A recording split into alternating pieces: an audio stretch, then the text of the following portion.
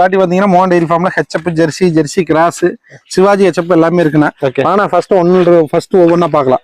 First மாட்டை பாத்தீங்கன்னா ஒரு கருப்பு சட்டனை ஹெச்எப் நல்லா ஆஸ் கும்புனா நல்லா கிளி கும்பல் இருக்குண்ணா. நல்ல கிடையாதுன்னா ஒரு 20 நாள் டைம் எடுத்துக்கோங்கண்ணா. 20 நாள் கழிச்சு தான் கண்ணு போடுவாங்க. ஃபுல்லா மடி எடுத்தா கண்ணு போடும். நல்ல காம்பு ஹெச்எப் இருக்கு, நல்ல கருங்காம்புனா நல்லா ஃபுல்லா மடி எடுத்தா கண்ணு போடும். நல்லா தலையத்துல ஹெவி சைஸ்னா.